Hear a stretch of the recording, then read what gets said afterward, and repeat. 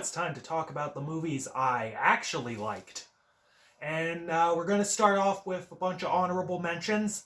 Our first one of these is 49. So I wasn't sure about this film, Stowaway. I saw it on Amazon Prime.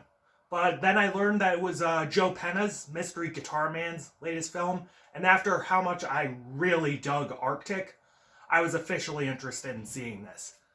But while this isn't as good as Arctic, it hit the spot, I'd say. It's a small production. It's clearly cheap. But it has really nice special effects, and I feel Joe Penna really used his resources well. It's also really nicely shot. It captures the beauty of space really well. The first two acts are a little dry, I find. The third, though, is really good, and the film has a solid ending. The story, though, I feel is carried by the cast. We have Anna Kendrick, Toni Collette, Daniel Day Kim. They are all excellent in this film. This is an interesting little movie, and I hope Mystery Guitar Man, Joe Penna, he does bigger things in the future.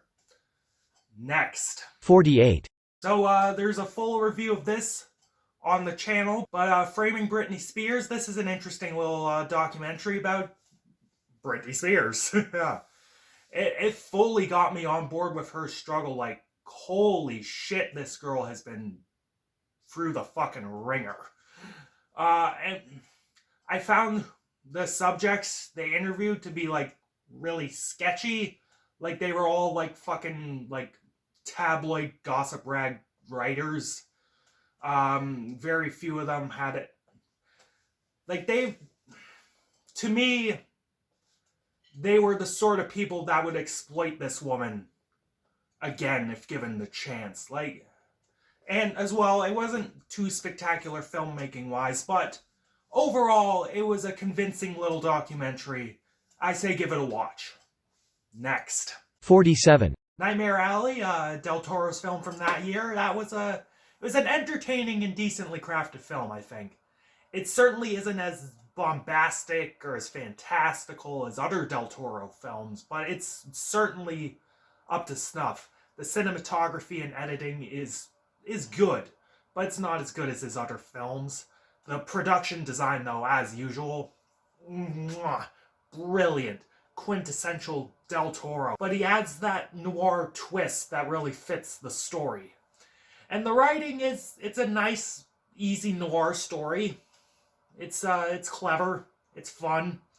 Bradley Cooper was very good in the lead role. He was very entertaining. Cate Blanchett, though, was a very good femme fatale character. She was so captivating.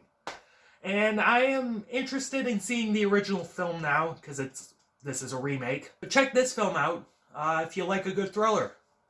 Next. 46. So there's a full review of this on the channel. But Spider-Man No Way Home is a gigantic meme of a film. Gigantic meme. But I love it. Oh my god. The writing in this film can be dumb and cringe. Like, they go fucking way too hard on the memes in some scenes. But it can also be really strong, as it really understood the character of Spider-Man. And I got to see all the great cast members and characters from the other films. Fucking Alfred Molina killed it. And of course, fucking Tugboat and Garfield fucking crushing it in this film. Legends. It's fun. It's a super fun film. It's fun Spidey action. Check it out. Next. 45. Alright, we're officially entering the legit favorites of the year, and we're starting off with Daniel Craig's last outing as Bond, No Time to Die. This was a fun end to the Daniel Craig era. I know some people aren't as hot on it, but I really like this. The stunts in action were just really fun, but it's a PG-13 film, and the action really got neutered by that. Like, if they went ham with the gore, it would be fucking awesome.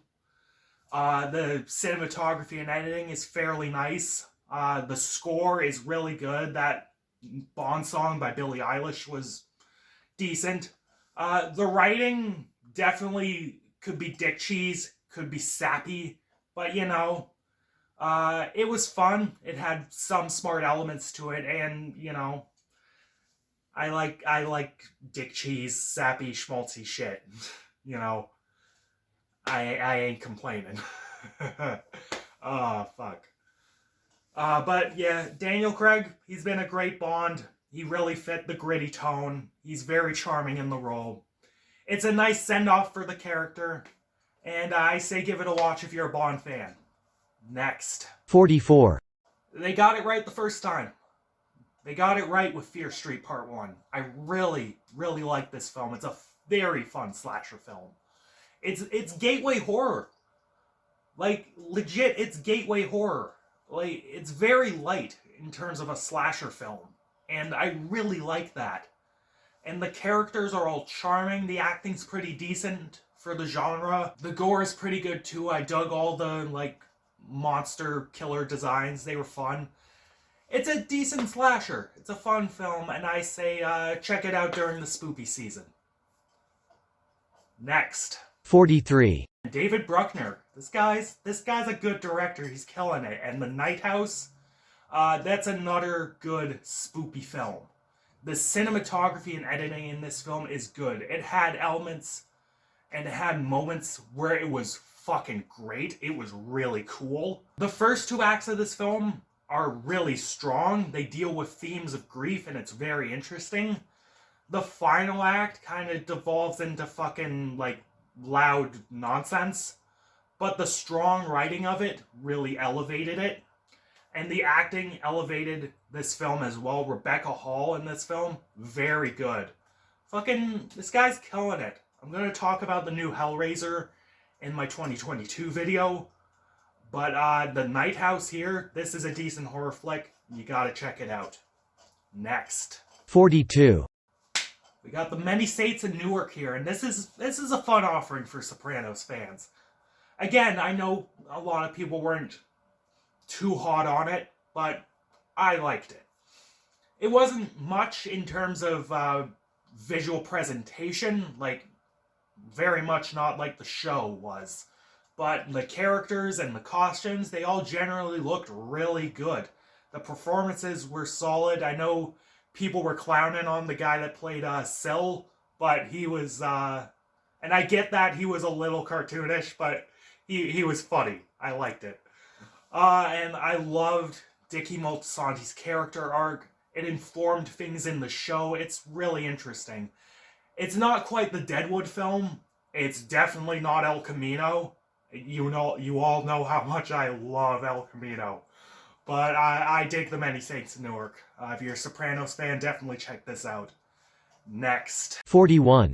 So, Zola, this film, I'm definitely not the crowd this film is appealing to. Like, fucking Zoomers on Twitter and the fucking drama kids in high school will probably like this film more than me. But it appeals to that crowd in very creative ways, and appeals to certain sensibilities I have decently enough. The film is visually interesting, and the editing and cinematography is creative. It makes use of, like, aspect ratios and stuff, and lighting really well. The score in it is very entertaining, and it's really well arranged. The writing is a tad predictable here and there. It tackled interesting themes, though. And it's a very interesting true story. The ending was actually kind of interesting. And actually a bit unexpected. And the performances throughout the film were all solid. I say check this film out if this sort of story appeals to you. Next. 40. This Bob Ross documentary, Happy Accidents, Betrayal, and Greed. I liked it, but this film was hampered by, like, red tape and people getting strong-armed. Like, but even without more damning evidence, this film is incredibly interesting. It really shined a light on how Bob Ross got fucked over. Like, badly. By a bunch of greedy corporate hacks. But it also really showed how much Bob Ross touched people's lives. It balanced that negativity and positivity really well, unlike the Christy Martin documentary. The film had these really nice animated sections, like Bob Ross paintings. It was really cool. And it's a really solid documentary.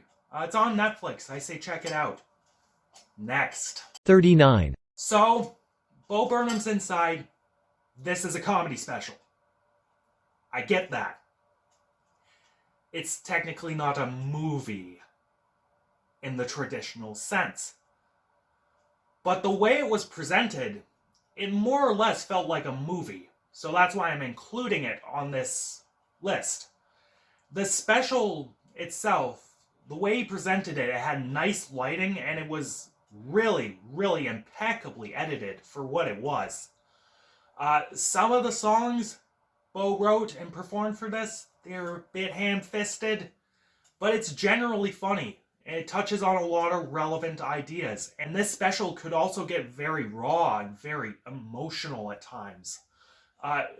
Fucking Bo Burnham, he does it again. Been watching this guy for fucking years.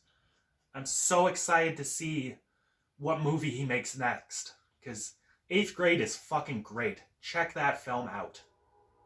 Fuck yeah. This special's good too. Next. 38. Run. This film is very trashy. Very trashy.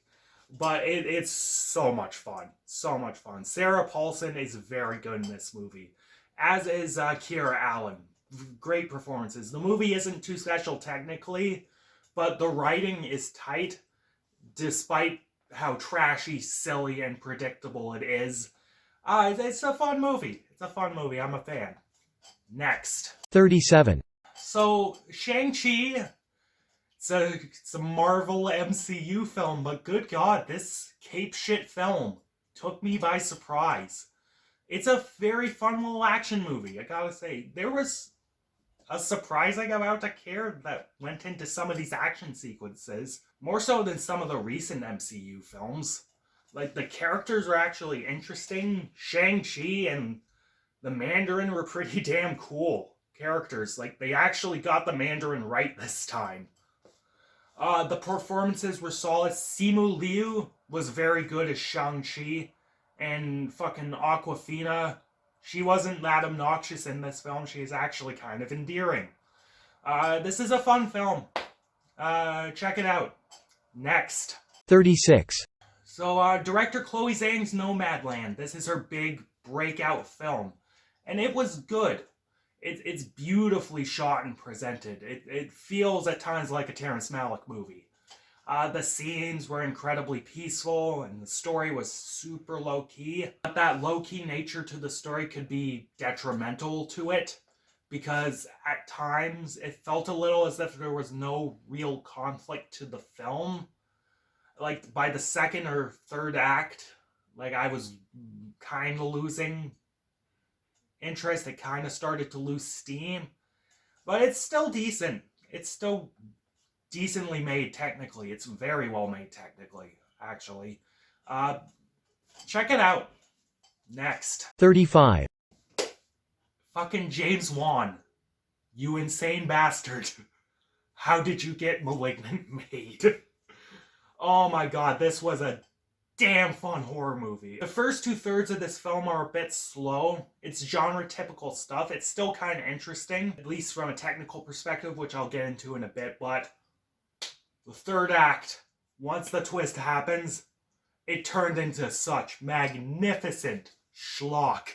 Oh my god. Oh, it's so fucking stupid. It's so fun. I love it. And the special effects in this film and the visuals throughout the whole film are really trippy. It's what saves the first 2 acts of the film. The action sequences at the end, I won't spoil what the twist is, because you have to see it for yourself. They are fucking hysterical. Oh my god, the performances are decent as well. It's a fun fucking movie. Oh my god. So fun. Check it out. Next. 34. So, James Gunn's Suicide Squad. Coming through with some top tier cape shit. This is an infinitely better made and written film than that first Suicide Squad film. The film has some really creative presentation. Like, I'm thinking about that, like, butterfly sequence or whatever it was with Harley Quinn. That was cool. It's tightly shot and edited. The music selection is way better and actually works for the film. The writing is quintessential James Gunn, but the restrictions have been loosened. He gets an R rating to play with. The characters all have unique personalities. They're all fun in their own way. The performances are solid. It's John Cena's best performance. I talk more about that in my Peacemaker review. But, anyways, yeah, this is a fun cape shit film. Check it out if you're a big fan of the cape shit. Next. 33. Guy Ritchie. Fucking Wrath of Man. He's back again, cunts. And Guy Ritchie, he's coming through with an incredibly lean offering this time. The plot of this film is really tight and it's focused. It can get a bit too Guy Ritchie at the end, but it's for the most part pretty easy to follow. Jason Statham is pretty damn badass in this film, and there's really tight cinematography and editing. It's a solid offering. Damn fun action. Check it out. Next. 32. Wow. Spielberg actually made something interesting in this year. The year of 2021, which this was made. Fucking West Side Story. Good God. The cinematography and editing is some of his most inspired work in fucking decades. It was well blocked and the musical numbers were really well choreographed. The songs are pretty good. There are some iconic bops in the West Side Story soundtrack. It's pretty baller. And the performances by Ansel Elgort and Rachel Ziegler were good. Ziegler especially. Ansel Elgort had like a moment near the end that was a bit... Yeah. Anyway, the story, it would... West Side Story, you probably noticed, it's just Romeo and Juliet, but my biggest problem with that is they puss out of the ending of Romeo and Juliet. That's kind of annoying. Like, it's still a fun movie. Check it out if you like, musicals. Next. 31. So this film, Saint Maud, it doesn't cover original ideas particularly, religion, fanaticism, that sort of thing. It's nothing new. But the acting and the main character, Maud, just keep it together. The performance by believe her name's Morfydd Clark and Jennifer L., they were excellent in this film. And the filmmaking is solid, the editing and the cinematography could be really trippy. It's a beautifully shot film. There's lots of neat visual storytelling going on throughout it. The audio and the score was very nice as well. It's a nice little horror movie. It's fun. Give it a go. Next. 30. So this film, Censor, is an incredibly creative horror film. The story is predictable, very much so, but the themes are what carries this script. This film's incredibly reverent of 80s exploitation and slasher films. The performance by Niamh Algar, I believe her name is, she was fucking excellent in this film. The filmmaking is also reverent of this era as well. It makes great use of aspect ratios, especially at the end, where it just, slowly closes in. Oh, it's so fucking well done. And the score is full of those 80s synths that I just love. It's so creative. It's so much fun. Check it out. Next. 29. Fucking A Quiet Place Part 2. Motherfucker. I like this film way more than Part 1. In the script, it cleared out so many problems that the first one had. While the characters could be stupid for the sake of the plot, they could also act really smart, and the performances are just really solid. And that Millicent Simmons, good God, she steals the goddamn show in both these films. She's fucking great. And John Krasinski as a director, his chops really show, especially at the beginning. And the audio design in both these films, just fucking impeccable. I'm just a big fan of this film. You gotta check this one out. Next. 28. Untold Crime and Penalties. This film is fucking hilarious. Oh my god, the subjects of this documentary, they're all a bunch of crazy fucking kooks. But you just fell in love with them. It's an insane fucking story. Fucking mobster buys his son a hockey team. And he turns them into fucking folk heroes. But it was just so endearing. The film did a good job turning these fucking scumbags into, like, underdog heroes. They're so great. The filmmaking isn't, spectacular, but it's just all about the subjects and story in this film. And that delivers. It's an incredibly fun documentary. I love it, and you gotta check it out. Next. 27. So, I really liked New Order, but, I'm not gonna lie, aspects of it disappointed me. The film is, nicely shot and edited. It gives off some big Michelle Hanukkah vibes in terms of how tight the framing is. And the set design was really well done. The writing, though, I find, is incredibly unfocused in terms of themes.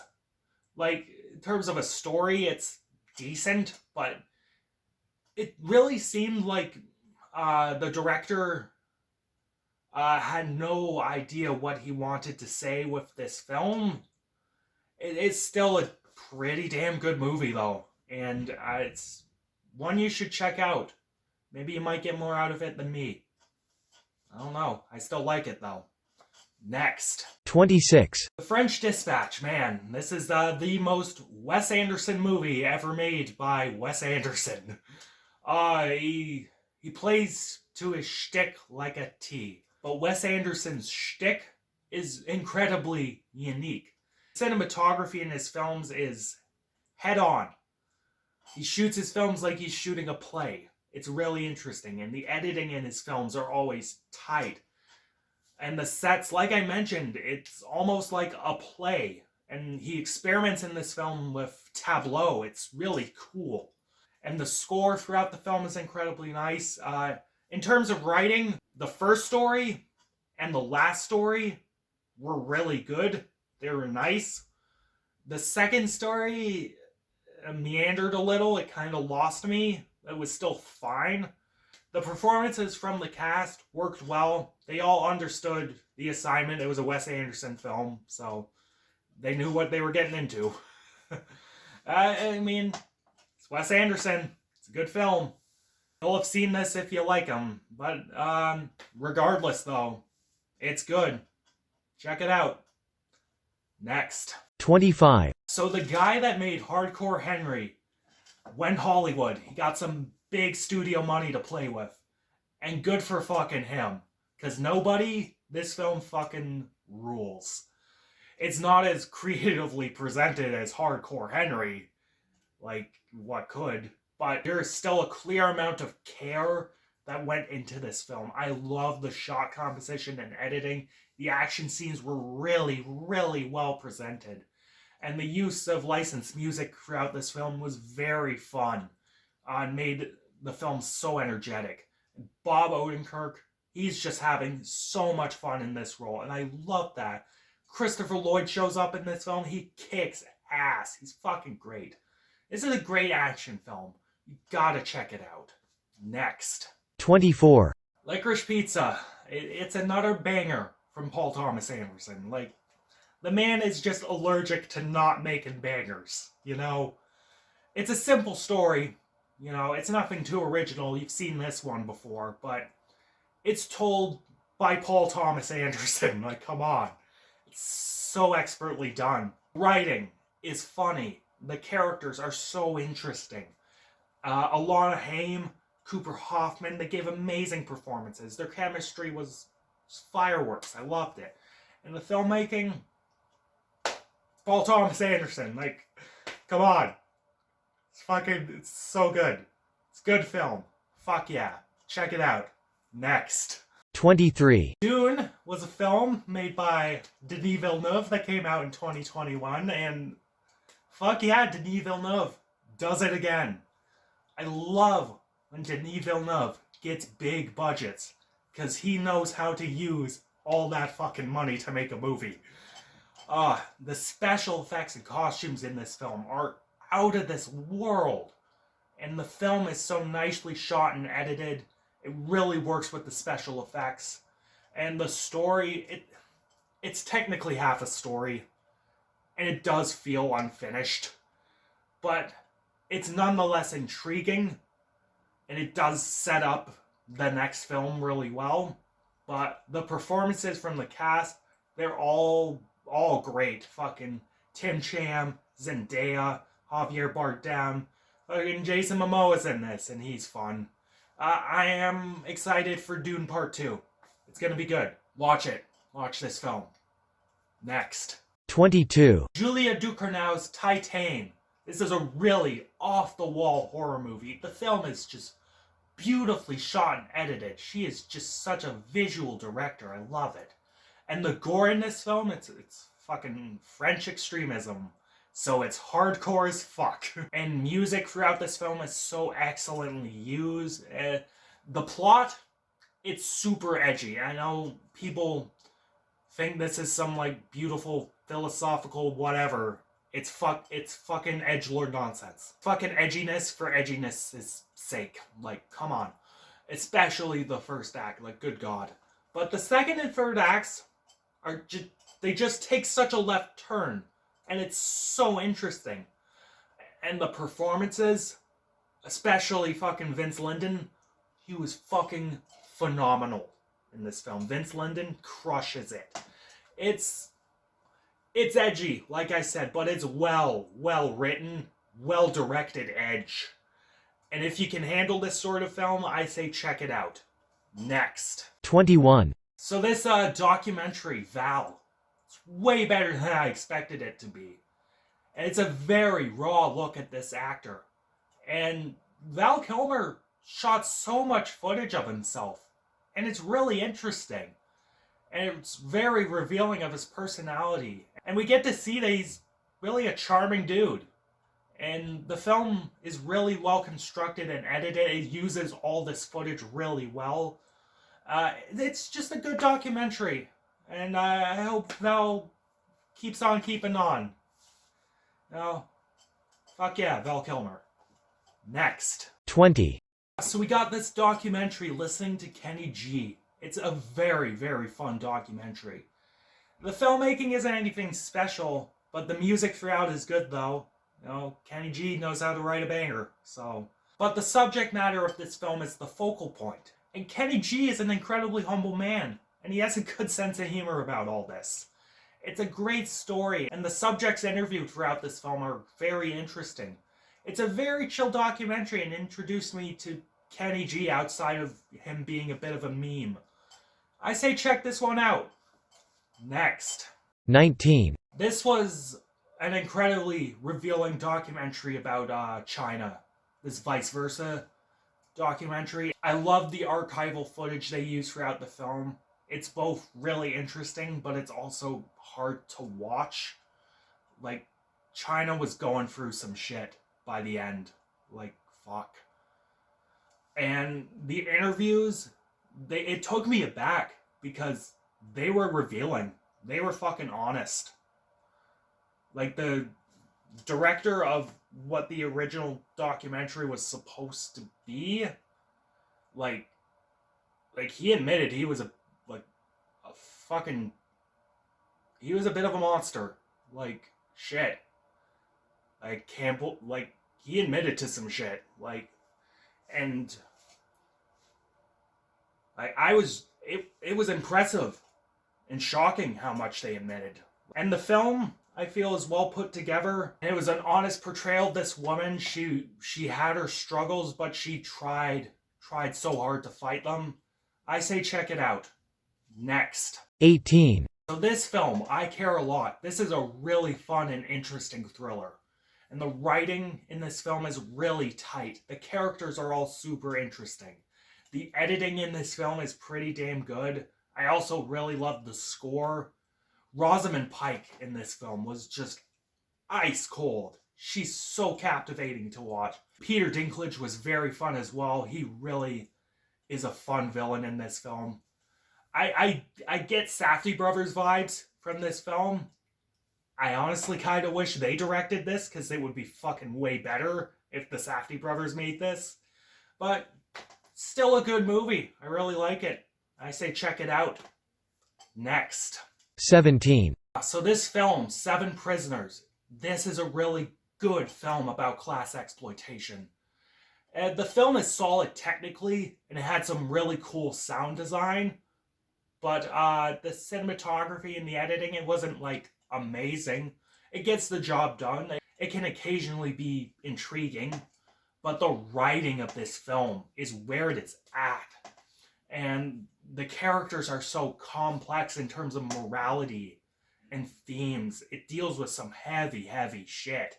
And the acting is really great. Rodrigo Santoro, the dude from 300 who plays Xerxes, he is fucking awesome in this film.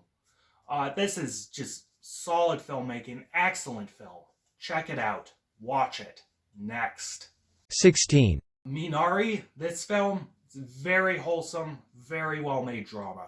Steven Yeun fucking crushes it in this film. And Yu Yun Jing was brilliant in this film. I believe she won the Oscar for Best Supporting Actress for this film. It's a tried and true sort of tale, but there's a new spin on it. It's a very personal tale for the director, and his experiences inform it. It's very authentic. It's well made. It's nicely shot and edited. The score is decent as well. It's very sort of Heartland inspired. It's a pleasant film. I say go check it out. Next. 15. The Power of a Dog. This is a very well-written drama thriller here. And the characters are so dynamic. They're so layered.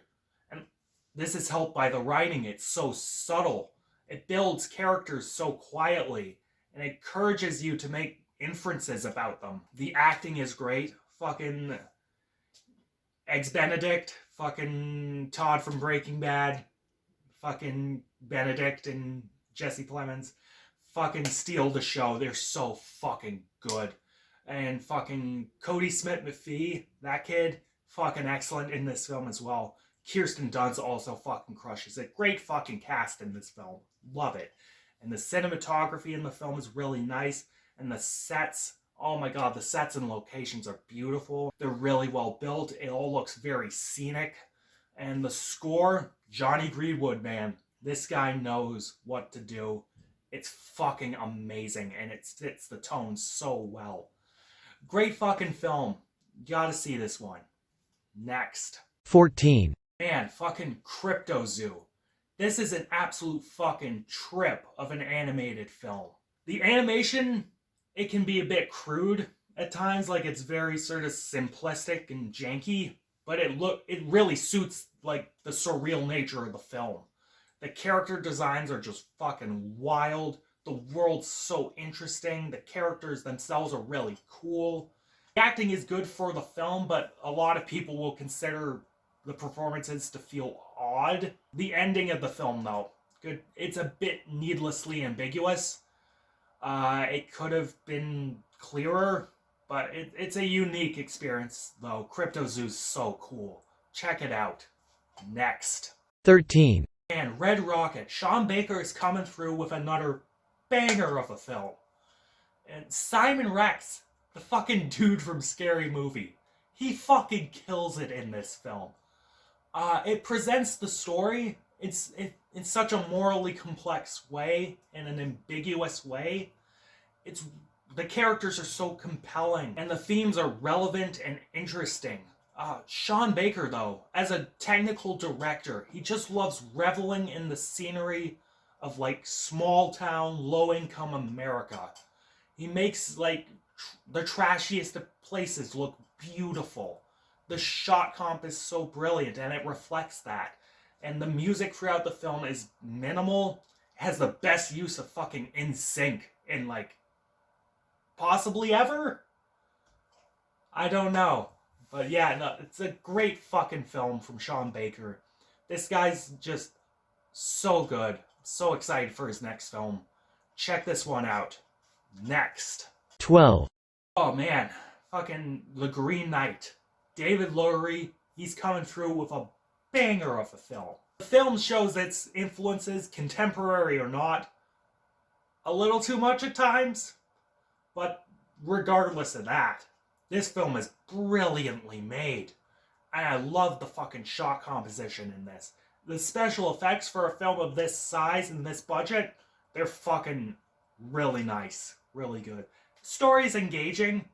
It's a simple sort of fable-like story, but it's really well told. And Dev Patel, he gives a very good performance in this film. It's a great fucking movie. Man, watch it. Next. 11, It's Paul Schrader being Paul Schrader with the card counter. And I can't complain about that at all. The cinematography in this film is fucking wild. Those fucking panorama shots during the flashback were just trippy and fucking scary. It's fucking wild.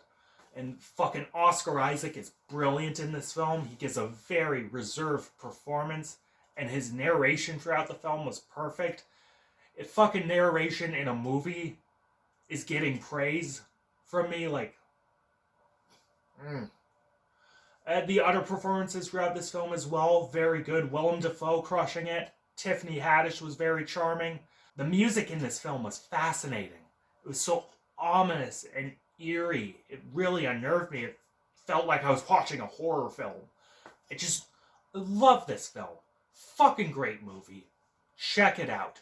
10, Alright, let's do this. We're getting down to it. It's time for the top 10.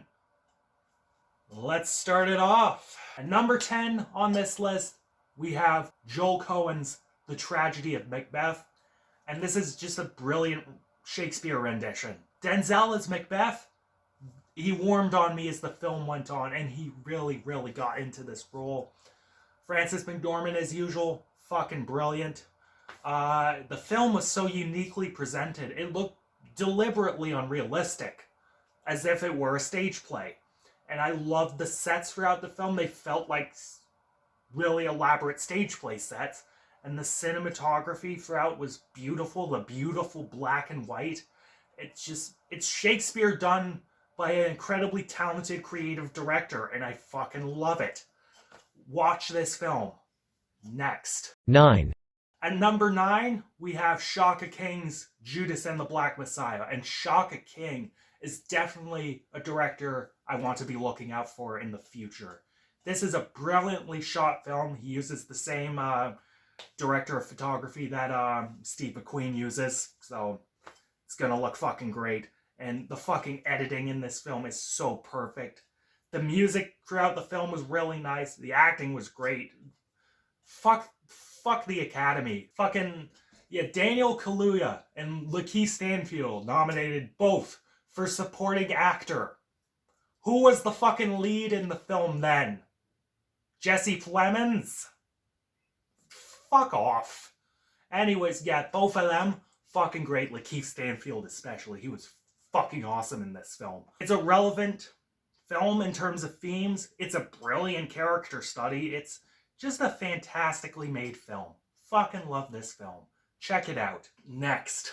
8, I'm sorry if I'm not able to speak as loudly going forward. My voice is kind of starting to burn out. Oh my god. But at number 8, we have a documentary called Some Kind of Heaven, and there's a full review of this on my channel. This is just a brilliant and fascinating documentary. The subjects were all super interesting. They were funny. They had really riveting stories. The filmmaking was really purposeful. It was so creative. It was an interesting psychological study. I wished it got more into the sociological. But overall, fucking excellent film. I say check this one out if you can. Next. 7, Now we're getting into like the bangers. And at number 7, we have The Father, directed by Florian Zeller. And Anthony Hopkins, man, legend. Fucking brilliant in this film. This is an incredible performance, and it's a brilliant character piece. And the filmmaking, no slouch either. Really purposeful stuff. It really helps capture the nature of the subject matter. And the little choices this director makes are just brilliant. It's an enthralling and captivating film. You gotta watch this one. Next. 6, Coming in at number 6, we have Pablo Larraín's Spencer. And this is just a wonderful fucking film. I love this movie. This film is brilliantly shot and edited. It's so fucking beautiful to look at. It's just immaculately fucking blocked. The flowing cinematography, it always just seems to follow Princess Diana. It's just so trippy with the imagery. It's just beautiful. And Johnny Greenwood, once again, the man got around this year. And this score was his best. Like, it's so fucking phenomenal. It's this really eclectic mix of classical music and jazz. Kristen Stewart, she was fucking awesome as Princess Diana. Jack Farthing, like, he just looked like an absolute fucking cunt as Prince Charles. Just perfect casting. Like, good God. And the writing is very good. The ending's corny, but the ending worked for what they were going for. It's a brilliant film. I fucking love this film. I really want to watch Pablo Larraín's other films now. Watch Spencer. Fucking great. Next. 5, At number 5, it's my boy Jim Cummings. It's The Beta Test. And he's crushing it again. Fucking badass movie. It's just a scathing satire of Hollywood and California culture. The writing is hilarious, it's well paced, and it's so tight. The filmmaking is some of Jim Cummings' best work. And he worked with someone else, a guy named PJ McCobb, I think his name was. And it really allowed for some really interesting ideas to come through. The film is amazingly shot and edited. Like I said, there were some really interesting ideas thanks to this co-director. And Jim, he gives an amazing performance in this film. He's so fucking funny. It's killing it as usual, this man. Fuck yes. Watch it. Next. 4, So, at number 4, we have the film Pieces of a Woman, directed by a director whose name I don't feel like pronouncing at the moment. But yeah, Pieces of a Woman, this is a brilliant character piece. Fucking love this film. It is so beautifully shot and edited. And there are just some amazing pieces of audio design throughout the film. The acting and the characters in this film are amazing. Fucking the Beef, Shia LaBeouf, fucking great in this film. Vanessa Kirby is fucking breathtaking in this film. She's fucking incredible. And it's challenging subject matter. It's hard stuff. But it's handled so well. So well. Such an excellent movie. Fuck yes. Check this one out. Next. 3, At number 3, we have Sam Levinson's Malcolm and Marie. There's a full review on the channel, but Sam Levinson is one of my favorite filmmakers now. Guy is fucking great. And this is a brilliantly directed movie. The visual style in this film is amazing. It's so well blocked, and the black and white. Mwah. And the writing is so natural. It's so fascinating. Zendaya, John David Washington, fucking amazing powerhouse performances. Fucking loved it. Amazing movie. Fuck yes. Love it. Check this one out. You gotta see it. Next. 2, And number 2, the runner-up, we have Michael Sarnowski's Pig. And sometimes a film, it just surprises you. And you just fall in love. And Pig is one of those movies for me. The filmmaking in this film was tight, at times just masterful. It's the writing, though. It's the writing. The script is fucking awesome. I love this script. The world it builds throughout it is so rich and fascinating, and the characters are all dynamic. The themes it handles are simple, yet they're handled elegantly. It's so elegantly explored. Nick Cage, he just gives a brilliant performance. Like, it's no Cage meter, none of that fucking meme. It's just fucking great. And Alex Wolff is also in this film. He fucking crushes it as well. It's just a fucking awesome movie. I fucking love Pig. Fuck yes. Check it out. Next. 1, Alright, here we go. My favorite film of 2021. You probably guessed it. It's All Light Everywhere. Theo Anthony. Fucking masterpiece of a film. Plain and simple. This is an enlightening, thought-provoking documentary. Changed my mind on so many things. Every piece of this movie enhances the thesis. Anthony uses filmmaking processes to prove his point. He shows you fascinating processes and facts about body cameras that are just, like, shocking. Like, it's a philosophical and challenging work. It's the best documentary I have seen in quite some time. Like, oh my god, I love this fucking movie. It's the best film of 2021, and you better believe this is a high spot on my best of the 2020s.